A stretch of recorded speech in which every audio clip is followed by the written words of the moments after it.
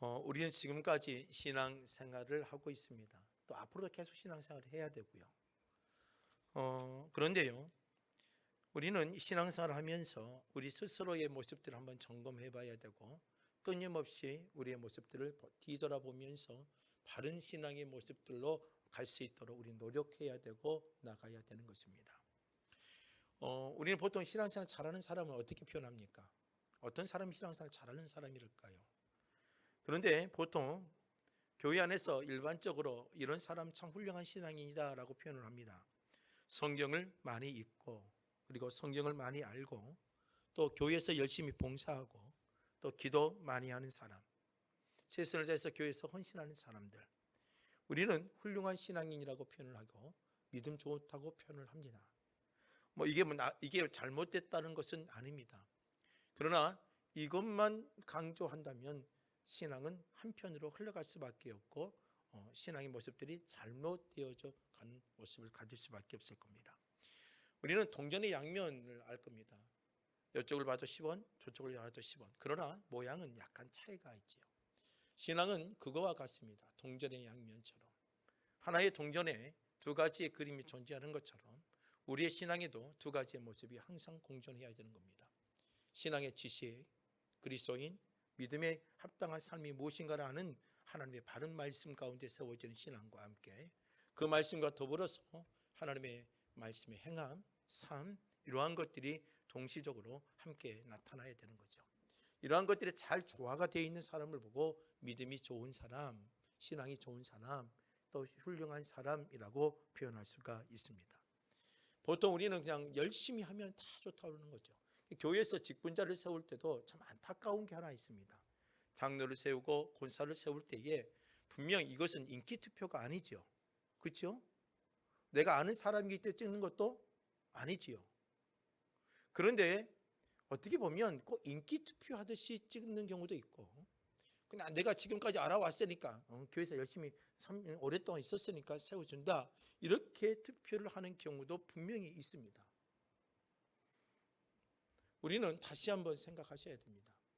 그렇게 표현할 때에 이렇게 신앙생활 하면 된다, 한쪽으로만 가지고 우리가 신앙의 모습을 평가한다면 안 된다는 거죠. 그러다 보니까 한국교회가 상당히 많은 어려움도 있긴 있습니다. 문제점도 발생하기도 합니다. 내가 몇십 년 신앙생활을 했기 때문에 그게 내 신앙을 보증수표로 만들 수 있는 것은 절대 아니지요. 또 내가 지식이 있다고 해서 교회에서 나름대로의 성경의 지식이 있다고 해서 그 사람이 충분히 하나님의 일꾼이라 말할 수도 없는 거지요. 그래서 하나님의 말씀은 신앙의 지성과 영성이 항상 겸비되어져야 되는 겁니다. 그런데 우리는 믿음의 모습을 가지고 절대로 하나님의 우선순위인 것도 압니다. 하나님의 말씀대로 살아야 되는 것도 압니다. 그리고 하나님의 말씀대로 순종하며 살아가고 하나님의 뜻을 추구해야 되는 것도 압니다.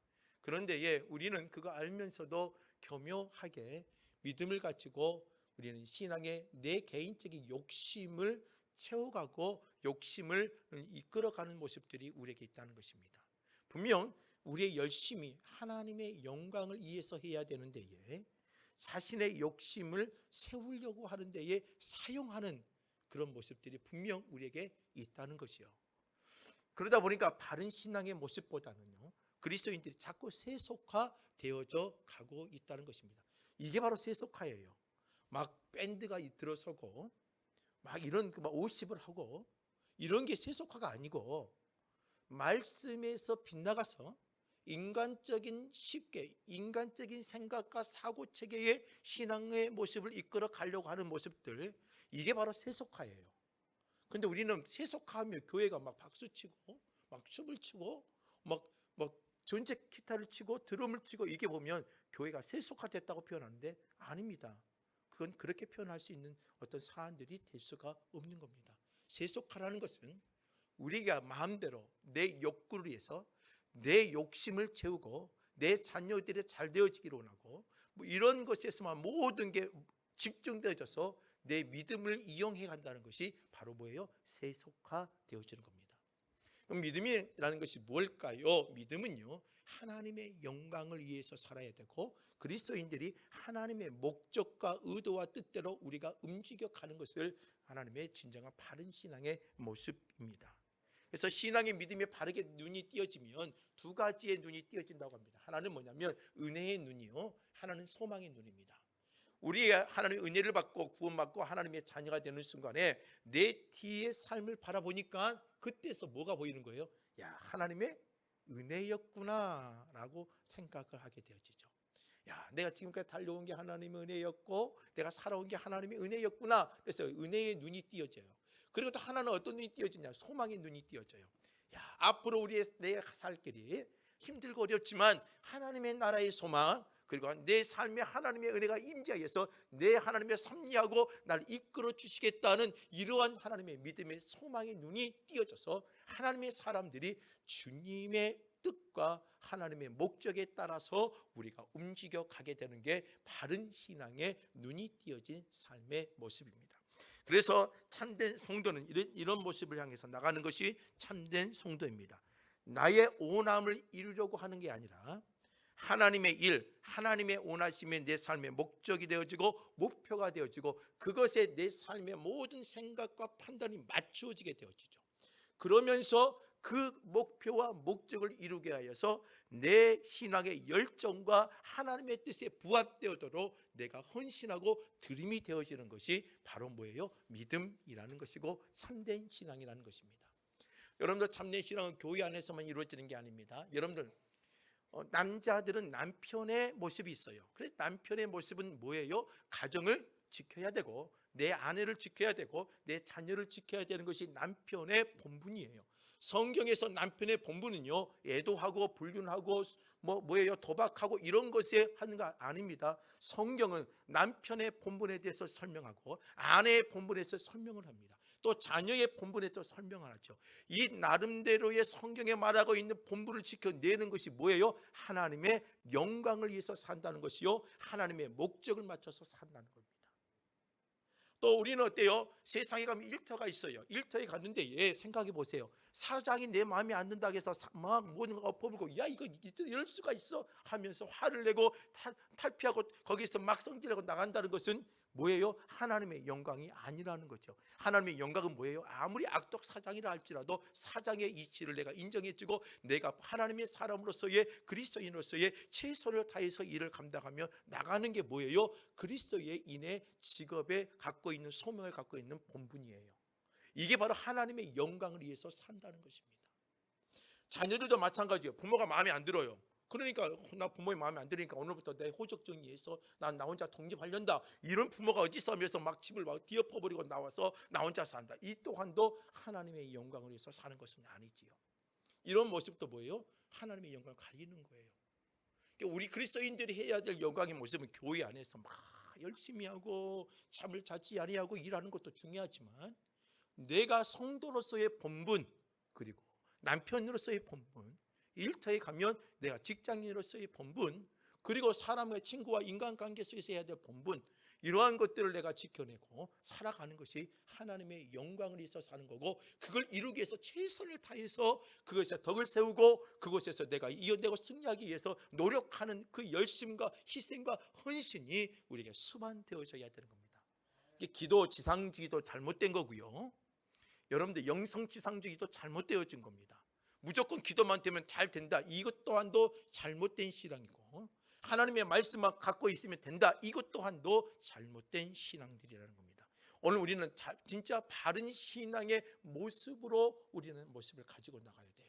막 금식을 하고 막 이게 기도하면 모든 게 돼. 맞아요. 하나님께 금식을 할 때 금식을 해야 되고 기도할 때 열심히 기도해야 돼요. 그러나 그것만이 답이 아니라는 거예요.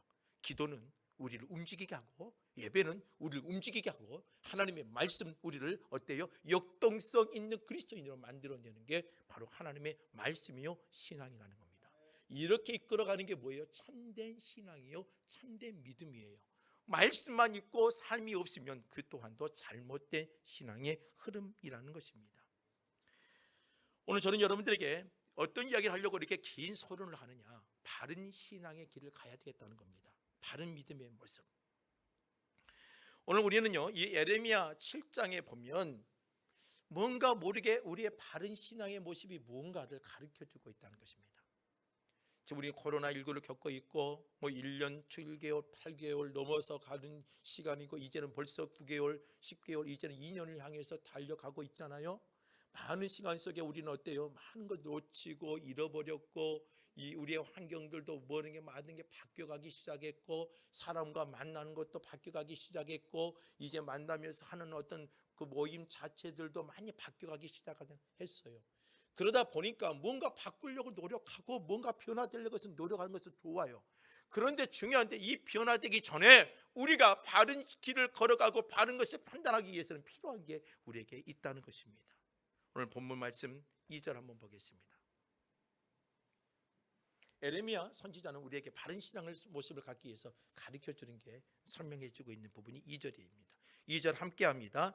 너는 여호와의 집 문에 서서 이 말을 선포하여 이르기를, 여호와께 예배하러 들어가는 유다 사람들아, 여호와의 말씀을 들으라. 자, 에레미야 선지자, 1절에 보니까 뭐라고 되어 있냐면, 1절에요, 여호와께로부터 에레미야에게 말씀이 뭐했더라? 임하였더라 라고 기록합니다.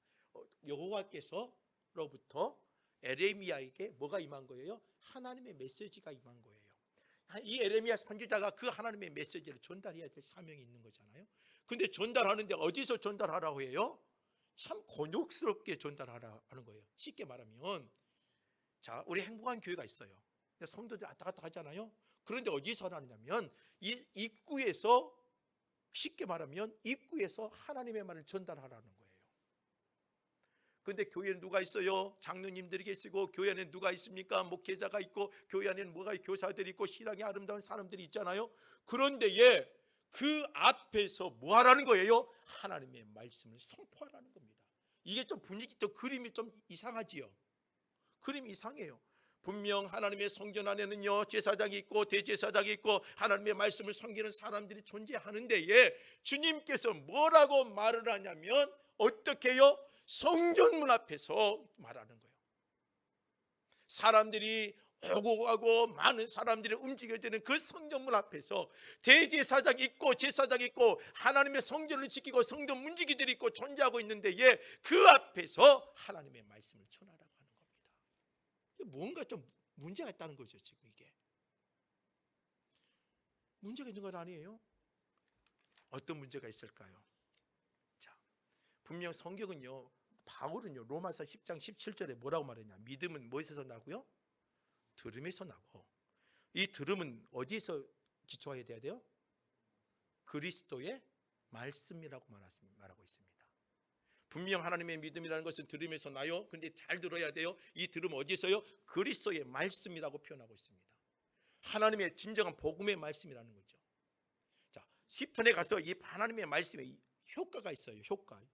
시편 19편 7절 말씀에 보면, 여호와의 율법은 완전하다고 되어 있어요. 완전하여서 영혼을 소생시키시고, 여호와의 증거는 확신하여 우둔한 자를 지혜롭게 하고, 여호와의 교훈은 정직하여 마음을 기쁘게 하고, 여호와의 계명은 순결하여 우리의 눈을 밝혀준다라고 되어 있습니다. 이게 성경의 효과예요. 하나님의 말씀의 효과예요. 하나님의 효력이라는 말이에요. 하나님의 말씀을, 하나님의 완전하고 우리의 영혼을 소생시키고 믿음의 눈을 띄우고 우리를 지혜롭게 하고 우리의 마음에 기쁨과 희락이 넘치게 하는 것, 이게 하나님의 말씀이에요. 이 하나님의 말씀을 들으면 어때요? 우리의 신앙의 모습들이 성숙되어지고 자라나는 것은 당연하다는 거예요.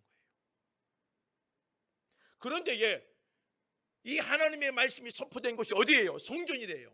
근데 이 성전에서 대제사장 있고 하나님의 일꾼들이 있고 제사장들이 있고 레위지파 사람들이 있고 성전을 지키는 사람들이 있는데, 그런데 그 사람들이 전체를 다 무시해버리고 뭐 하는 거예요? 그 성전 입구에 서서 네가 하나님의 말씀을 선포하라는 거예요.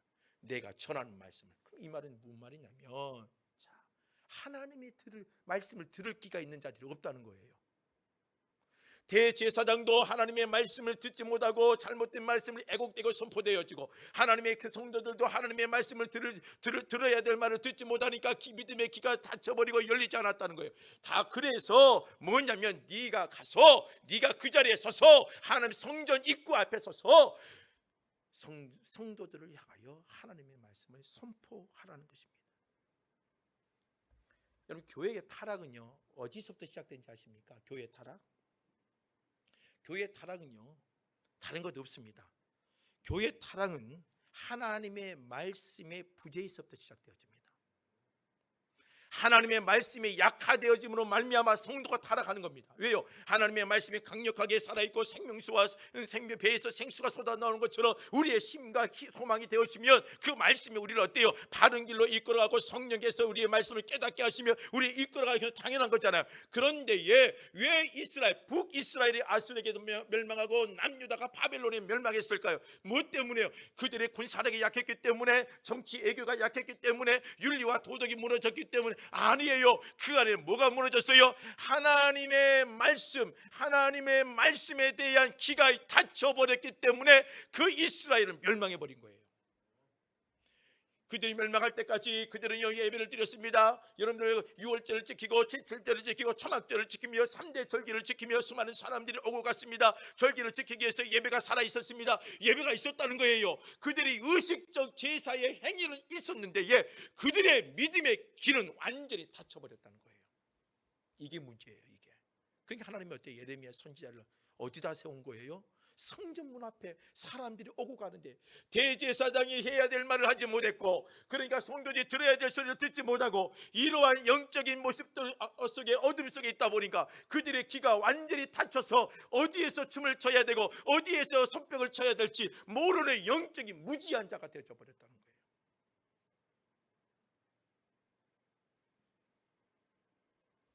오늘 우리는요, 무서운 게 하나 있습니다.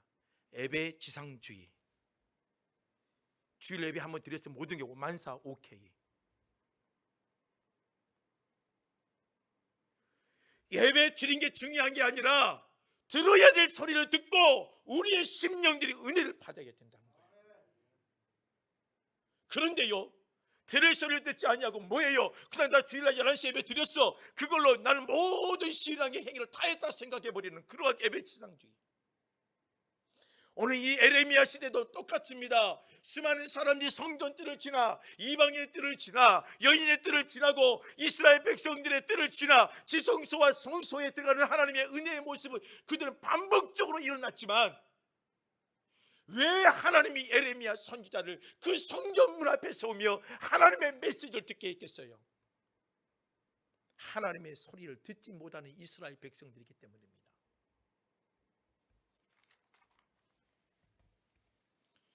저도 신학교에서 설교학을 배웁니다. 지금도 공부를 하고 있고, 지금 저도 대학원 과정을 해서 공부를 하고 있습니다. 여러분들이 교회에서 허락을 해주셔서 얼마나 귀한지 몰라요. 얼마나 좋은지도 모르고요. 또 성경을 공부한다는 게 얼마나 행복한지 모릅니다. 그래서 성경을 보고 또 설교하는데 많은 유익함이 저어져요. 제가 학교 다닐 때에 설교학 교수님이 이런 말을 했습니다. 설교자는 청중이 들어야 할 하나님의 말씀을 선포하는 사람이다. 이 말이 한 문장이요, 매우 중요한 문장이에요. 설교자는 청중이 들어야 할 하나님의 말씀을 선포하는 자다. 이 말씀에는 여러분들 진짜 고민해야 될 부분이 들어있습니다. 한때 한국교회는요, 목회자의 강단에 요구가 있었습니다.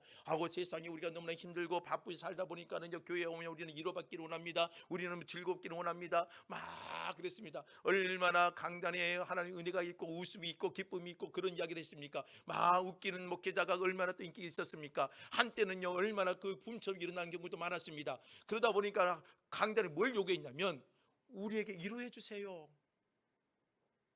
우리 상처받는 마음을 위로해 주세요. 복 있는 말만 해주세요. 그러다 보니까 한국교회 신앙이 얼마나 약화된지 모릅니다.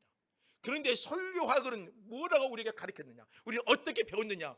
그 성경의 설교학 교수들에게 우리에게 수많은 강의를 하면서 공통적으로 했던 말이 뭐냐면, 설교자는 청중이 원하는 설교를 하는 게 아니라 청중이 들어야 될 하나님의 말씀을 선포하는 게 설교자라고 표현했습니다. 우리는 너무나 말씀을 취사 선택을 하죠. 내 가슴이 아프고 내 심령 양심이 찔리고 내 삶의 모습이 찔리는 그 무척 싫어합니다.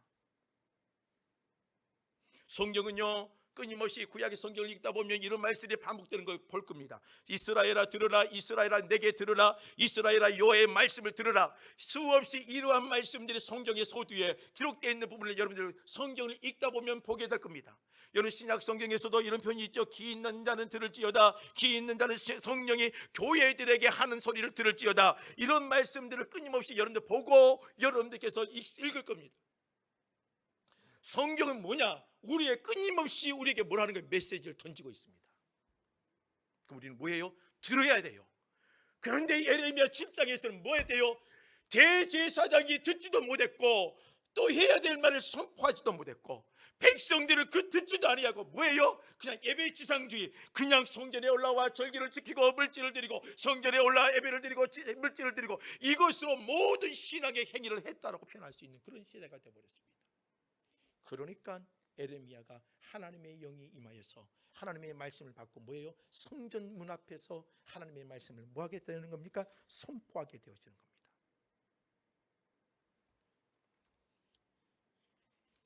여러분들 나이가 먹으면 귀가 잘 안 들리더라고요. 저도 자꾸 TV를 보는데 소리가 커져요. 여러분 제가 목소리가 커진 이유가 뭐냐 보니까 이게 귀가 점점 잘 안 들려요. 귀가 잘 안 들리면 뭐가 되냐? 소리가 커져요. 이게 여러분들 목소리 자꾸 커지면 한번 이 귀를 한번 검사를 한번 해보러 가셔야 됩니다. 자꾸 여러분들 어때요? 이 귀가 어두워지기 시작하면 목소리가 막 커지거든요. 여러분들 귀가 어두워지면 의학적 도움을 받아야 돼요. 뭘 달면 돼요? 보청기를 달면 돼요. 정확하게 듣지는 않더라도 들을 수 있게끔 보청기를 달면 돼요. 지금 보청기가 엄청 수준급이 돼가지고 이제는 아주 보청기를 끼웠는지 안 끼웠는지 모를 정도로 이제는 아주 잘 나오잖아요. 귀가 안 들리면 됩니다. 그러나 영적인 귀, 믿음의 귀, 믿음의 눈 이것들이 다두어지고 어두워져 버리면 방법이 없어요. 이게 무서운 겁니다. 오늘 저와 여러분들 심령 가운데에 믿음의 귀가 닫혀지지 않고 하나님의 소리를 들을 수 있는 그 영적인 귀가 열려질 수 있는 믿음의 성도들이 되시길 주의 이름 부탁드립니다. 강단에서 하나님의 말씀을 선포해야 되고 청중들 하나님의 말씀을 들어야 되고 목회자도 하나님의 음성을 들어야 되고 그러면서 하나님의 그 소리를 들으며 다시 한번 하나님의 바른 신앙의 길로 돌아가는 신앙의 모습들이 우리에게 회복되시기를 주의 이름으로 부탁드립니다. 에레미야서 5장 21절 말씀에 보면은요 이렇게 표현합니다. 어리석고 지각이 없으며 또한 눈이 있어도 보지 못하며 귀가 있어도 듣지도 못하는 백성들이요 라고 표현하고 있습니다. 얼마나 영적으로 아둔했으면 에레미야 선지자를 통해 이런 말씀을 선포하게 했겠습니까? 귀가 있는데 듣지 못해요. 이게 얼마나 답답한 심령입니까? 예수님께도 마태복음 8장 18절에도요 너희가 눈이 있어도 보지 못하는구나 귀가 있어도 듣지 못하느냐라고 표현하며 질책을 했던 말씀이 있습니다. 여러분들 자녀들에게 야단을 칠 때 많지요. 근데 언제 제일 답답합니까? 말귀를 못 알아먹을 때, 자기 고집만 내세우며 말귀를 못 알아먹을 때 진짜 답답해합니다. 공부 좀 해야 되지 않겠니? 지금은 공부할 때가 아니고 지금 공부로 성공하는 것은 이제는 한계가 부딪히고 우리가 원하고 내가 잘할 수 있는 거 찾아야 이제는 애들이 더 잘 알아요. 부모가 말하는 것은 그 뜻이 아닌데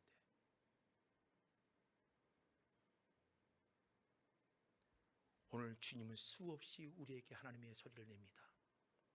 강단에서 수없이 하나님의 말씀을 선포하게 합니다. 수많은 목회자를 통하여 하나님의 음성을 청중들이 들을 수 있도록 메시지를 던지기 시작합니다. 길을 열고 우리는 그 믿음의 길을 열어야 됩니다. 그리고 하나님의 말씀으로 반듯하게 세워져 갈 수 있는 자들이 되시기를 주의 이름으로 부탁을 드립니다. 그래서 하나님의 말씀을 잘 듣는 신앙이 참된 바른 신앙으로 갈 수 있는 거죠. 3절 말씀 보겠습니다. 3절 함께 합니다. 만군의 여호와 그리하면 내가 너희로 이곳에 살게 하리라. 하나님의 말씀을 들었으면 참 중요한 게 뭐냐면 그 안에는 따라오는 삶이 있습니다. 오늘 본문에 중반절 말씀을 보면 하나님께서 이같이 말씀하실 때에 에레미야 선지자를 통하여 이스라엘 백성들에게 문제점을 지적하죠. 너희들이 뭐가 문제 있냐? 자, 예배가 예배 지상주가 아니라 말씀을 정확히 듣고 삶의 모습을 가꿔야 되는데 그렇지 못했다고 설명했죠. 그러면서 나타나는 현상이 뭐예요? 길과 행위가 바르지 않았다는 겁니다. 하나님께 예배만 드리면 돼. 그리고 삶의 모습은 따라오지 않는다면 이 또 바른 신앙의 모습들이 아닙니다. 하나님의 예레미야 선지자를 통하여 경고의 메시지를 그들에게 던져집니다. 이제 너희의 길과 행위를 바르게 하라. 다른 말로 표현하면 이스라엘 백성들의 길과 행위를 바르게 고쳐라. 이 말씀으로 다시 한번 예레미야 선지자를 통해 말하고 있는 겁니다. 하나님의 사람들은요, 아는 것으로 끝나는 게 아닙니다. 하나님의 사람들은요, 오랜 시간 또 열년 동안에 얻어진 신앙의 지식을 통하여 뭐가 있어야 돼요? 그에 맞는 합당한 뭐가 있어야 돼요? 그리스도의만이 걸을 수 있는 믿음의 백성만이 보일 수 있는 행위, 삶, 흔적이 있어야 된다는 겁니다. 집에 자녀들을 키우다 보면 얘들은 청소해요, 안 해요? 안 하지요. 그래서 여러분들 얘들만 청소 안 한가요? 집에 있는 남편들도 청소 안 해요. 그냥 양말은 양말 벗어진 대로 입고, 또 뭐예요? 바지는 바지 벗어진 대로 입고, 밥을 먹으면 그대로 놔두고, 이거 우리 내 남편이 왔다 갔구나. 내 애들이 왔다 갔다는 흔적이구나. 꼭 갔다 흔적이 남아 있어요. 근데 흔적을 보면 기분 좋은 흔적이 있고 기분 나쁜 흔적이 있는데, 대다수의 남편의 흔적과 자녀들의 흔적은요, 아내의 마음을 엄청나게 분노하게 만듭니다. 그래서 어때요? 양말을 이렇게 하지 말라니까 또 이렇게 해놨다. 하얀 양말, 하얀 옷과 더러운 검정 옷을 구분해놨는데 또 다 섞여져 있고 막 하면서 짜증을 내요. 뭐 때문에? 흔적 때문입니다. 어떤 흔적 때문에요? 잘못된 흔적 때문입니다.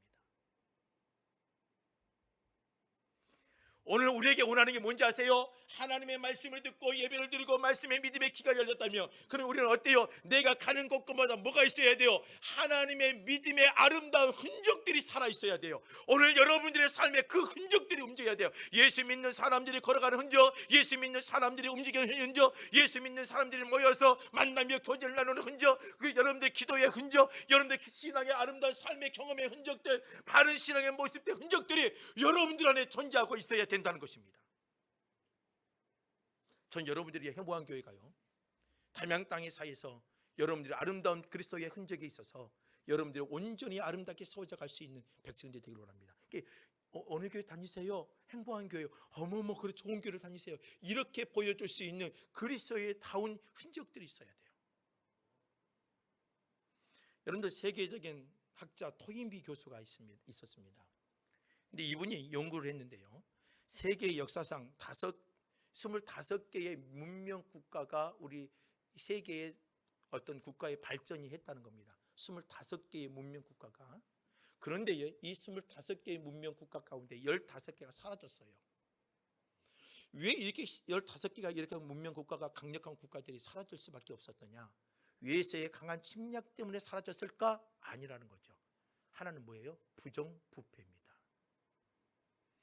사람들의 그 부정부패, 권력자들의 권력의 부패, 잘못된 행동과 잘못된 모습들, 이로 인해서 뭐예요? 나라가 망했고 무너졌다는 겁니다. 1975년에 올람이 멸망했지요. 올람이 망했습니다. 근데 올람이 1975년에 망한 이유가 뭐냐? 모든 사람들이 이야기를 나누고 결론은 뭐였습니까? 부정부패입니다. 나라가 부패했기 때문에.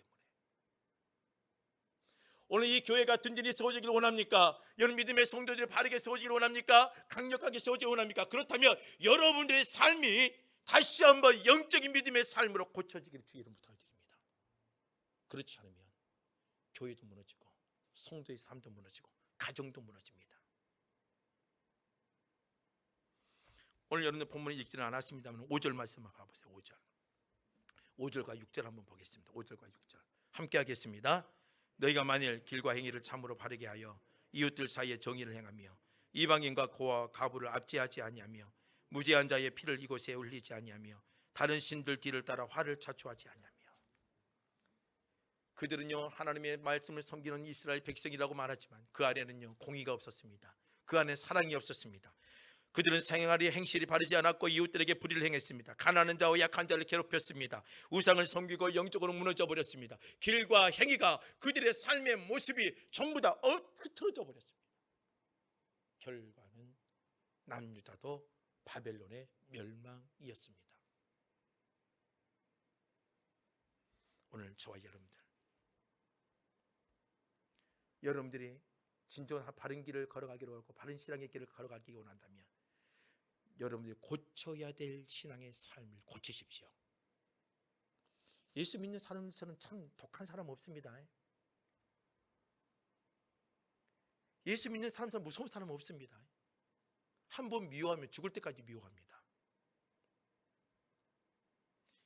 저는 예수 믿는 신앙 목회를 하면서 참 이게 왜 이럴까? 우리는 분명히 하나님의 복음을 갖고 있습니다. 하나님의 능력의 말씀도 갖고 있습니다. 하나님의 그 복음은요, 사람이 어때요? 십자가에 보면 한복의 십자가라고, 사랑의 십자가라고, 희생의 십자가라고 표현합니다. 그런데요, 분명히 저와 여러분들 구원 받았잖아요. 그렇지요? 구원 받았지요? 예수 그리스도 영접하셨지요? 십자가의 복음 믿지요? 십자가의 복음, 사랑의 복음 믿지요? 십자가의 복음, 희생의 복음 믿지요? 그런데 싸워요. 언제까지요? 이 땅에 죽을 때까지.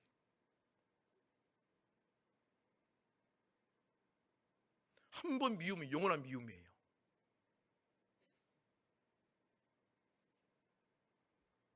이게 한국교회의 현실입니다. 왜 이런 모습을 가져야 될까요? 이게 이런 모습을 가지면 우리가 바른 믿음을 가지고 있다고 말 못합니다. 오늘 저와 여러분들이 기억하셔야 됩니다. 에레미야 선지자는 성전 문 앞에 서서 너희 길과 행위를 고쳐라 선포하고 있습니다. 왜 너희들이 하나님께 예배를 드린다고 말하면서 고아를, 가부를, 이웃을 괴롭히며 힘들게 하느냐? 오늘 우리도 마찬가지입니다. 고쳐야 됩니다. 한 번 미우면요 영원한 미움이고요, 한 번 무시는 영원한 무시더라고요. 전 여러분들이 그런 모습에서 고쳐지기를 주의 이름으로 부탁을 드립니다. 오늘부터 보겠습니다. 여러분들 삶은 제가 가정에 모르죠. 그러나 오늘 이 시간 이후로부터는 우리 하나님의 바른 신앙의 길을 걸어간다면 여러분들의 가정에서부터 여러분의 잘못된 삶의 모습들을 길을 고쳐내기를 주의 이름으로 부탁을 드립니다. 그럼 4절 말씀 보십시오. 오늘 본문에 어떻게 보면 가장 중요한 말씀이기도 해요. 4절 함께 하겠습니다. 너희는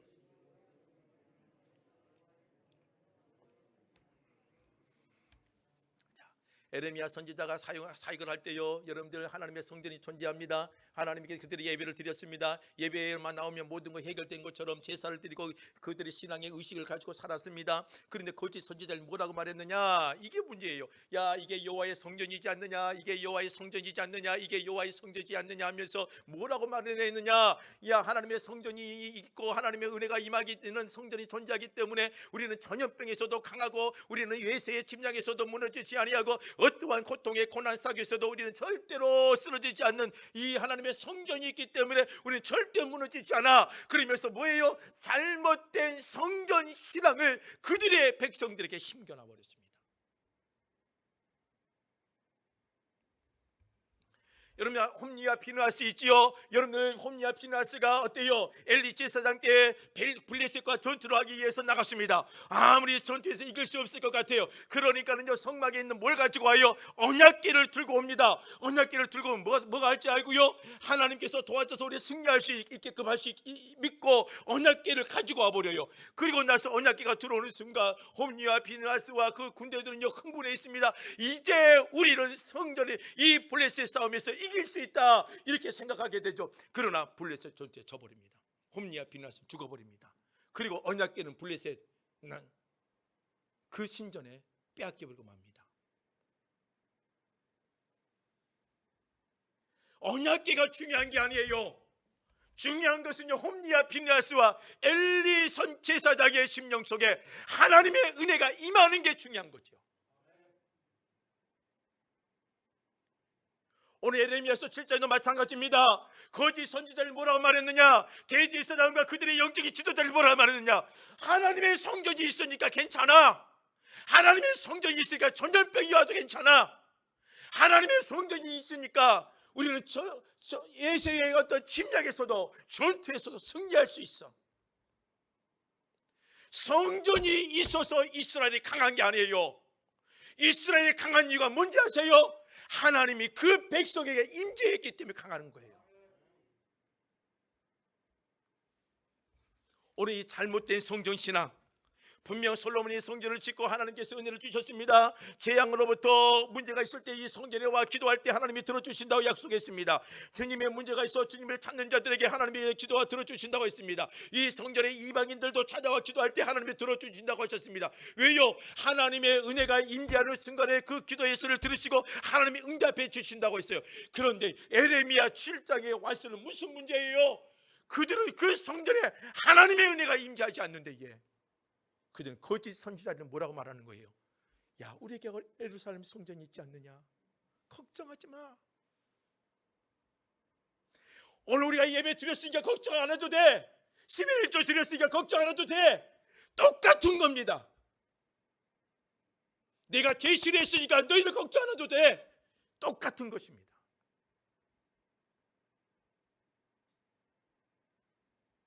오늘 바른 신앙을 가지려면 바른 신학이 세워져야 되고, 바른 신앙이 세워져야 되고, 바른 영성이 세워져야 되고, 바른 인격이 세워져야 되는 것입니다.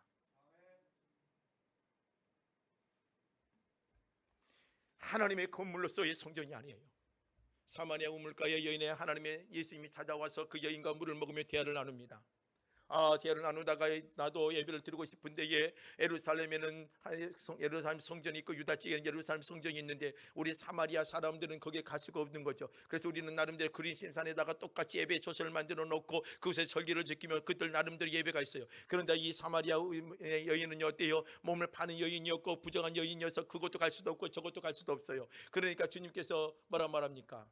그 여인에게 답을 하나 줍니다. 예루살렘의 예배도 아니요, 그림심산에 있는 예배도 아니요, 주님은 지금도 뭘 찾는다? 신령과 진정으로 예배하는 자를 찾으신다고 주님께서 말씀합니다.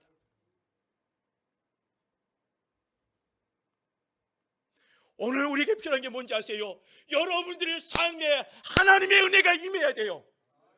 여러분들의 가정에 하나님의 은혜가 임해야 되고, 여러분들의 일터에 하나님의 은혜가 임해야 되고, 여러분의 농사에 하나님의 은혜가 임해야 되는 거예요.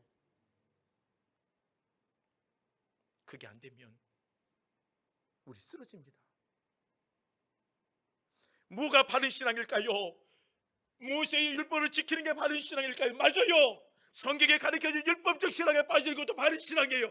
그러나 그 신앙을 추구할 때 하나님의 은혜가 임재하지 않는다면 임만무성한 무화과 나무가 되어버립니다.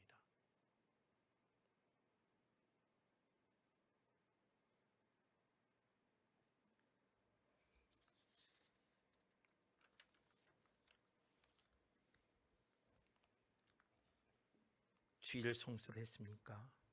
예배를 참석했습니까? 새벽 기도를 했습니까? 봉사를 열심히 했습니까? 얼마나 멋있어요. 그런데 그 삶에 하나님의 은혜가 임재하지 않는다면 아무 의미가 없는 겁니다. 뭔가 열심히 했는데 그곳에 내가 하나님의 은혜와 영향을 주지 못하는 존재라면 얼마나 답답한 존재입니까?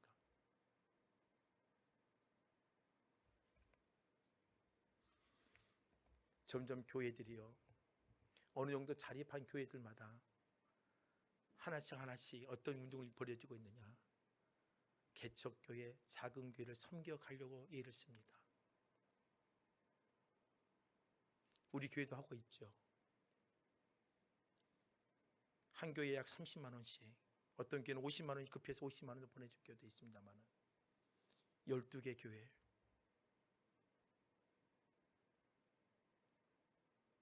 참 하나님의 귀한 사역을 해요.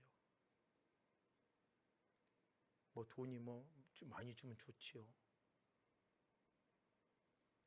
그런데 그 물질을 받고 돈이 많고 적고 떠나서 이 어려울 때에 우리의 교회까지 생각하고 기도할 수 있습니까?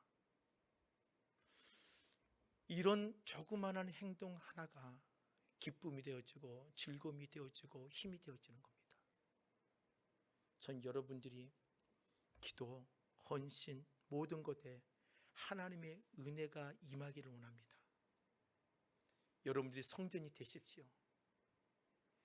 여러분들 때문에 가정이 무너지지 않고, 여러분들 때문에 일터가 무너지지 아니하고, 여러분들이 하나님의 임재하는 성전의 역할을 감당해서 하나님의 교회가 무너지지 않고 더 강력한 삶의 모습을 가질 수 있는 그러한 바른 신앙을 소유하는 자가 되시기를 주의 이름으로 부탁을 드립니다.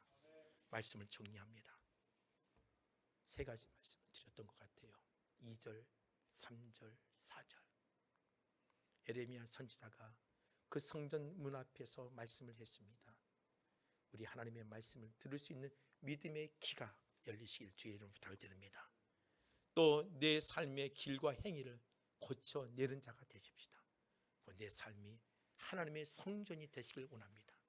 그래서 내가 있는 그 자리가 하나님의 힘이 있는 자리가 되어져서 주의 일을 감당할 수 있는 귀한 하나님의 백성의 모습을 가지고 바른 신앙의 길을 걸어가십시오. 그러면 그곳에 여러분이 생각지 못하는 하나님의 역사가 나타납니다. 이 말씀을 생각하며 함께 찬양하기를 원합니다.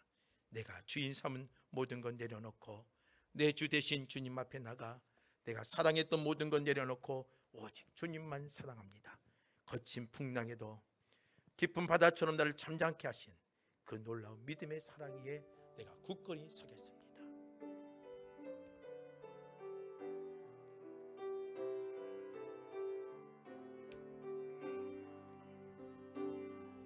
내가 주인 삼은 모든 것 내려놓고 내 주 대신 주 앞에 나가 내가 사랑했던 모든 것 내려놓고 주님만 사랑해. 내가 주인 삼인 모든 것 내려놓고 내 주 대신 주 앞에 나가 내가 사랑했던 모든 것 내려놓고 주님만 사랑해. 주 사랑, 주 사랑. 거친 풍랑에도 깊은 바다처럼 나를 잠잠케 해. 주 사랑 내 영혼의 반석 그 사랑 위에서 주 사랑, 주 사랑. 거친 풍랑에도 깊은 바다처럼 나를 잠잠케 해. 주 사랑 내 영혼의 반석 그 사랑 위에 서리. 우리 기도하십시다. 바른 믿음을 소유하는 것이 매우 중요합니다. 그냥 이 어려울 때를 지내는 게 아니라 우리 귀 좀 여십시다. 하나님의 말씀을 듣고 내 삶을 다시 점검하고 또 내 삶을 고쳐내고 내가 하나님의 성전의 역할을 감당해서 하나님의 임재의 은혜를 누리고 이 땅에 바른 신앙의 소유자가 되기를 원합니다. 그래서 다시 한번 하나님 듣겠습니다. 고치겠습니다. 하나님의 성전의 역할을 감당하겠습니다. 이러한 여러분 기도하는 시간이 됐으면 좋겠습니다. 기도하겠습니다. 하나님 아버지 주님 아버지 하나님을 지키시고 인도해 주옵소서. 하나님의 거룩한 성전이 되기를 원하고 하나님의 귀한 말씀 붙잡고 하나님의 말씀을 듣고 나갈 수 있는 하나님의 백성들이 될 수 있도록 주님이 주관하여 주시고 인도하여 주옵소서. 하나님 아버지 주님 아버지 하나님 다시 한번 바른 신앙